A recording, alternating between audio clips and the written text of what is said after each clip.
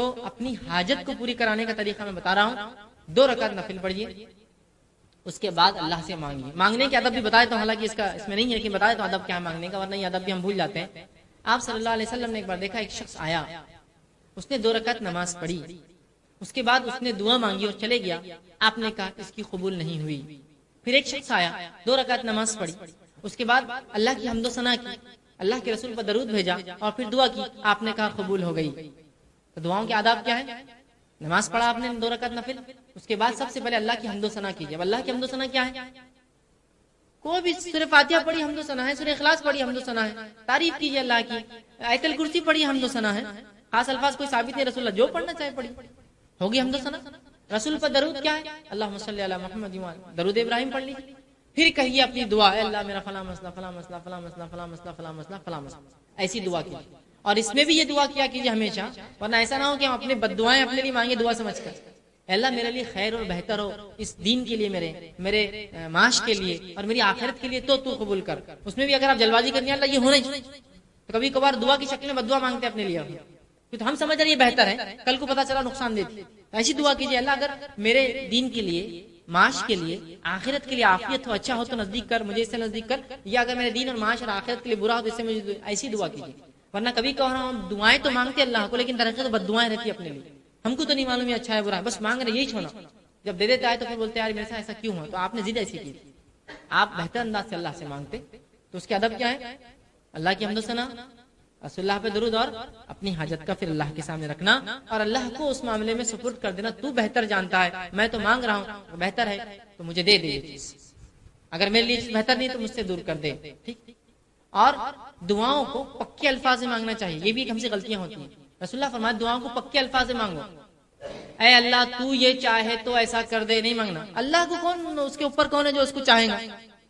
اللہ کے اوپر کوئی اتھارٹی جو تو چاہیں گا تو اس کی، اللہ اگر بہتر ہے تو یہ میرے لیے کر دے.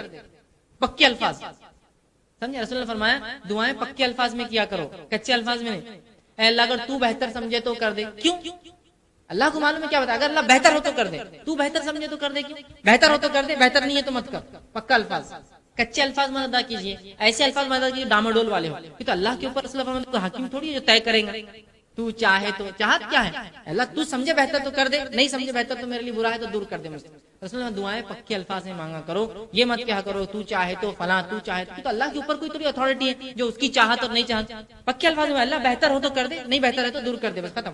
ایک دم بہترین الفاظ، پکے الفاظ، کچے الفاظ میں نہ کرے. ٹھیک. تو یہ بھی دعاؤں کی بہرحال کوئی موقع ملا تو. تسبیح صرف سیدھے ہاتھ کی انگلیوں سے ہی کرنا ہے یا دونوں ہاتھوں کی انگلیوں پر کر سکتے ہیں؟ تو دیکھیے تسبیح کے تعلق سے جو آتا ہے، نبی اکرم صلی اللہ علیہ وسلم تسبیح پڑھتے ہیں تو اپنے سیدھے ہاتھ کی انگلیوں پر کاؤنٹ کرتے یہ پور پر. الٹے ہاتھ کے تعلق سے کوئی دلیل یا روایت نہیں ملتی سوائے کچھ ضعیف روایتوں کے. ٹھیک ہے. تو تسبیح آپ سیدھے ہاتھ کی انگلیوں پر کاؤنٹ کرتے نبی اکرم صلی اللہ علیہ وسلم. تو میں بھی کہوں گا کہ الٹا ہاتھ کیونکہ روایت ضعیف ہے، اوائڈ کرنا بیٹر ہے، اور صرف سیدھے ہاتھ کے اوپر گنے. میکسیمم تسبیح آپ کی 100 ہے، 33 والی ہے نا. تو میں سمجھتا ہوں 100 والی بھی آپ 12 ہوتے آپ کی انگلیوں میں، آپ کو صرف یہاں تک گننا ہے. 9 10 11 کے 3 ہو گئے مطلب 33 ہو گئے، پھر 11 کے 3 ہوئے 33 کافی ہے. لیکن بہرحال لوگ الٹا یوز کرتے ہیں، اس تعلق سے ضعیف روایت ہے. لیکن کوئی صحیح روایت میں یہ آتا ہے کہ آپ صلی اللہ علیہ وسلم سیدھے ہاتھ کی انگلیوں پر تسبیح کو کاؤنٹ کیا کرتے تھے. اور ایک روایت میں فرمایا اللہ کا ذکر کرنے سے وہ حصہ چمکے گا. ٹھیک ہے. تو لہٰذا بہرحال اس کو آپ سیدھے ہاتھ پہ کریں، یہ زیادہ انشاءاللہ بہتر ہے. اور ایک بات اس میں وضاحت کر دوں، نبی اکرم صلی اللہ علیہ وسلم منکوں پر یا بیجوں پر یا کسی مشین پر کاؤنٹ کر کے تسبیحات نہیں پڑھی. بی نیچرل سب سے اچھا ہے، سنت پہ رہیے، قدرتی رہیے، آپ یہ کیجیے. ورنہ بہت سا لوگ من کا لاکھ والی تسبیح، 50,000 والی تسبیح، اور آج کل تو ڈیجیٹل الیکٹرانک کھٹ کھٹ کھٹ کھٹ ڈالتے ہیں. اور اب تو فون میں بھی کچھ لوگ ایسا کرتے بیٹھتے ہیں. مجھے لگا کچھ گیم کھیل رہے، گیم نہیں کھیل رہے. اللہ اکبر اللہ اکبر اللہ اکبر. اللہ کتنا ٹینشن ہے. دیکھیے آپ 33 بار پڑھو اور 33 بار انگلی بھی ہلاؤ. آپ کتنا آسان ہے. 33 بار ہوا، 3 بار ہوا 33 ہو گیا، پھر 3 بار گنا 33، پھر 3 بار گنا 11 تک گن لیجیے، ایک چھوڑ دیجیے. اللہ تو کتنا آسانی سے ہو جاتا ہے یہ تسبیح. اس کے علاوہ جتنی تسبیح آتی ہے آپ کو جتنا پڑھ لیجیے اس میں نمبر ہی نہیں. 1.25 بار کیوں پڑھتے ہیں لا الہ الا اللہ؟ زندگی بھر پڑھیے. 1,25,000 بار یا 1,40,000 کیوں پڑھتے ہیں اب لا الہ الا اللہ سبحانک؟ جب ضرورت پڑے دعا کیا پڑھی، لا الہ الا اللہ سبحانک انی کنت من الظالمین. ٹھیک ہے. لہٰذا تسبیح مت کیجیے، ہاتھ پہ کیجیے، یہ سب سے اچھا اور سنت طریقہ. جی.